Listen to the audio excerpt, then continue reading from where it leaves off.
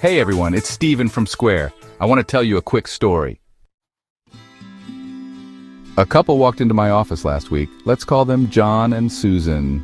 They're in their 60s, retired, and thought they had done everything right. They paid off their home years ago, but now their property taxes keep going up every single year, and they're worried they won't be able to afford their own home much longer. Sound familiar? Here's the truth. Even after you pay off your mortgage, you never truly own your home. The government can take it away.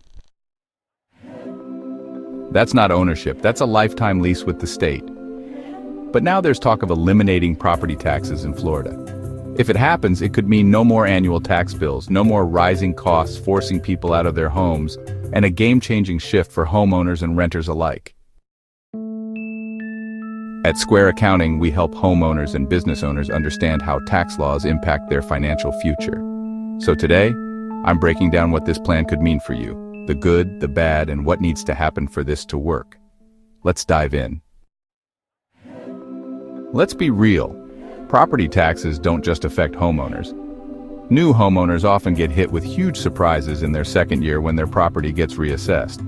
Retirees on fixed incomes see their tax bills go up every year, forcing them to downsize when they don't want to. Renters, your landlord's tax bill goes up. Guess what? Your rent does too. Now let's put some real numbers to this. A $300,000 home with a 2% tax rate equals $6,000 per year. Over 30 years, that's $180,000 in taxes, more than half the price of the house. That's money that could have gone toward your retirement, your kids' education, or paying off your mortgage faster. This is why so many people are excited about the idea of ending property taxes. But before we get too excited, how would this even happen? A Florida resident recently asked Governor Ron DeSantis, "What do we need to do to abolish property taxes?" And his response? Property taxes are local, not state. We would need a constitutional amendment requiring 60% of voters to approve it. I would support it. So this is possible, but it's going to take a vote. If enough people support it, property taxes could be gone forever. Now, I know what you're thinking. This sounds too good to be true. What's the catch? Let's break down what happens if property taxes go away. Because while it could be amazing, it also comes with some big questions. And by the way, if you want to stay updated on changes like this, hit subscribe so you don't miss out. This could impact everyone in Florida. Florida already has no state income tax, and that's one of the biggest reasons people move here. But if we also got rid of property taxes,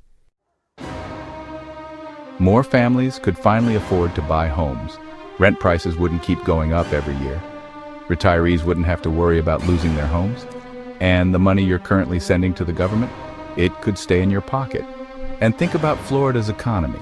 This could skyrocket home ownership and business growth. But here's the question no one is asking. If we stop collecting property taxes, how do we pay for things like roads, schools, and emergency services? The challenges cities face are numerous and complex. For instance, cities rely on property taxes to fund essential services like police and fire departments, road and infrastructure maintenance, and public schools. These services are crucial for the well-being and safety of our communities. Now let's talk about city funding in a bit more detail. Cities depend heavily on property taxes to support critical services. This includes funding for police and fire departments, maintaining roads and infrastructure, and ensuring our public schools have the resources they need.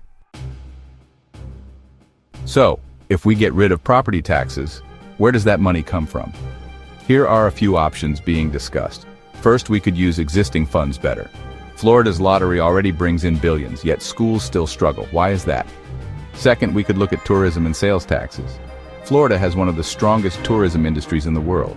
Should we tax tourists slightly more instead? Lastly, there's government waste. A recent report found millions of dollars wasted on unnecessary programs. So, maybe we don't have a revenue problem, we have a spending problem.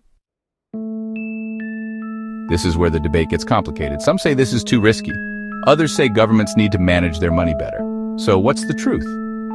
Would you support eliminating property taxes? Let us know in the comments. At the end of the day, This decision will be in the hands of Florida voters. If it happens, homeowners could finally have real financial freedom. But if we don't plan this right, cities could scramble for funding, and that could mean higher sales taxes or service cuts. So I want to hear from you. Drop a comment below. Would you vote yes or no on eliminating property taxes? And if you want to stay ahead of tax changes that could affect your home, your business, and your financial future, hit that subscribe button now. At Square, we're here to help you understand these changes and make the best financial decisions for your future. Thanks for watching. See you in the next one.